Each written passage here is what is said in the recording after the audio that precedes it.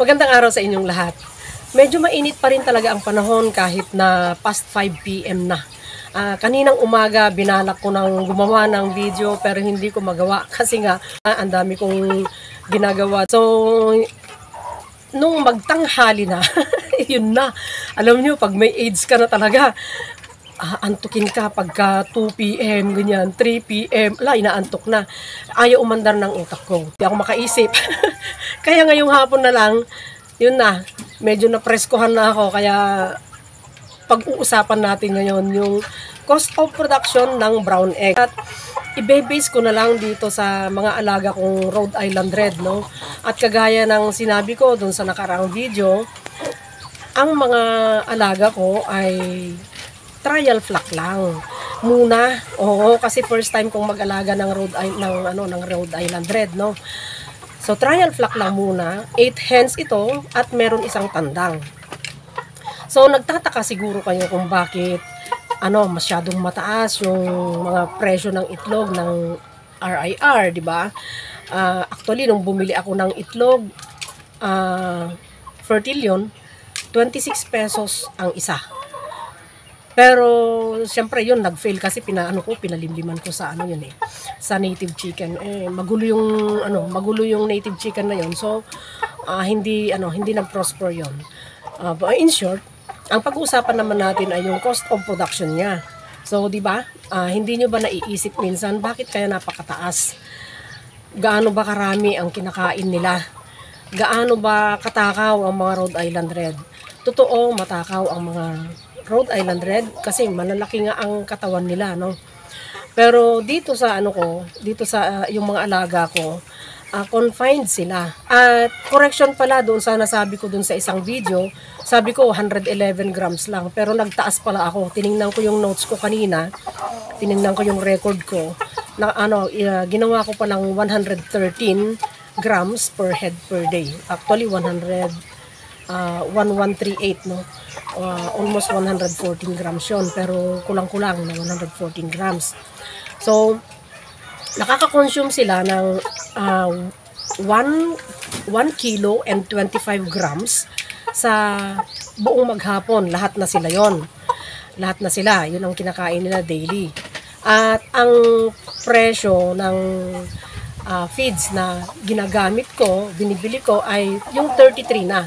Kasi dati, pinagsasalit ko yung pinasalit-salit yung ginagawa ko na bumibili ako ng 33, bibili ako ng 34, ganon. Kasi ayoko, di ba minsan, kailangan may loyalty tayo dun sa dating binibilan natin. Yung dating binibilhan ko, nung wala pa, hindi ko pa na-discover yung 33, 34 yung doon ako na unang bumili kasi 34. Naka-peak production na sila kasi pinili ko nang bumili doon sa 33 pesos.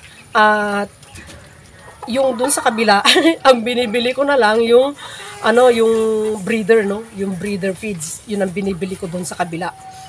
Kasi mas mura naman yung breeder feeds niya kaysa doon sa binibilhan ko ng mas murang layer crumble.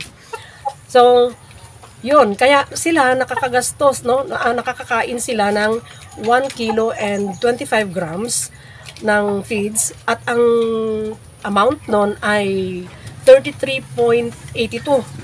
So, 33 pesos and 82 centavos ang presyo niya, no? At ang ginagawa kong pag-compute doon sa cost of production dito ay araw-araw. Kasi, paiba-iba yung hindi naman palaging bumababa ang production, ganon. Kasi naka 100 na sila, nasa 100% na ang production nila, ang egg production nila. Minsan may time lang na bumababa ng isa. Yun yung may nadidelay na sinasabi ko. Pero hindi palaging ganon. Ang basis ng computation natin ngayon, no, ng cost of production nitong mga RIR na to ay dalawa. Kasi pag 100%, 8 eggs, di ba?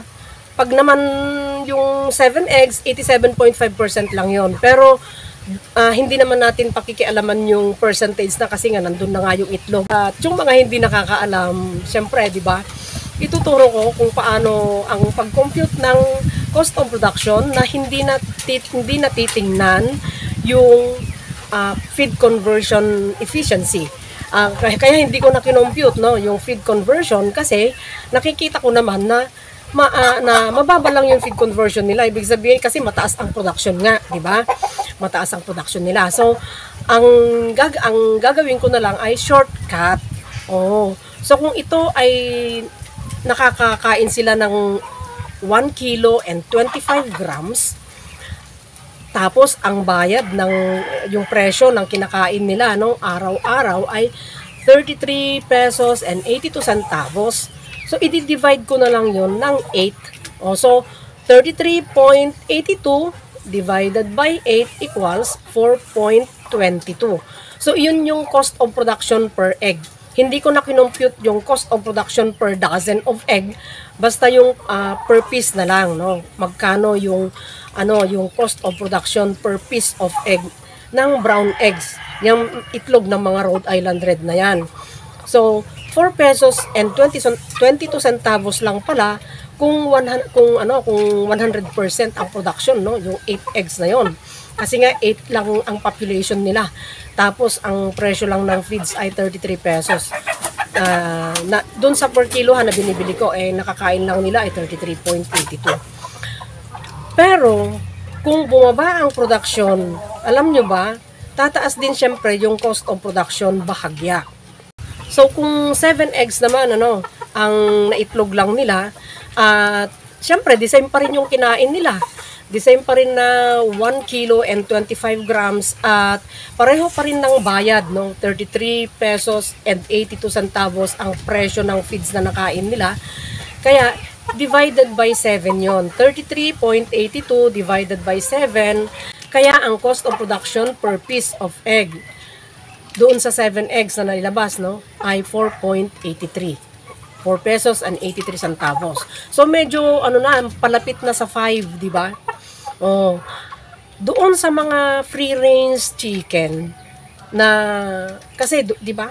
Mas mura nga dapat mas mura nga dapat ang cost of production ng mga itlog na inilalabas ng mga free range kasi marami silang kinakain na iba. Hindi ko lang alam kung gaano karami ang feeds na ibinibigay nila, kung nagpapakain man sila ng feeds. Pero the same pa rin na kailangan computin mo yung cost of production. Kung halimbawa man pinapakain mo ng counting feeds yun, tapos kung mataas naman ang production, di ba? Mas mura pa ang cost of production kung ganon, di ba? Sa akin kasi confined ang mga ito. Tapos pure feeds ang pinapakain ko. Hindi ako nagpapakain ng mga prutas, mga gulay, ganyan. Kaya, yung mga nagpapakain ng mga gulay, kasi yung mga gulay-gulay na yun, hinihingi lang, pwedeng hingiin dun sa mga vendor dun sa market vendor, ng mga gulay-gulay. Tapos, yung mga prutas-prutas, di ba? So, mas nakakamura ang mga yon. So, nakita na natin na mura lang din pala ang cost of production, kahit na pakainin sila ng pure feeds, kahit na i-confine mo sila, di ba? Kasi, kung 100% ang itlog nila, dun sa 8 na population, 8 eggs syempre, 4.22 lang ang cost of production. Tapos, dun sa 7 eggs na ilalabas nila, dahil 8 hens nga sila, 4.83. So, salamat sa inyong lahat sa panonood, at sana nag-enjoy kayo dito sa video ito, at sana may natutunan kayo, nagkaroon kayo ng idea. The same pa rin kasi naman ang computation ng cost of production ng itlog ng brown eggs doon sa white egg. So, huwag niyong kalimutang mag-like, mag-subscribe at paki-hit ang notification bell para sa susunod na mga videos ay ma-notify kayo. At salamat sa mga sharer. Sana pagpalain tayong lahat.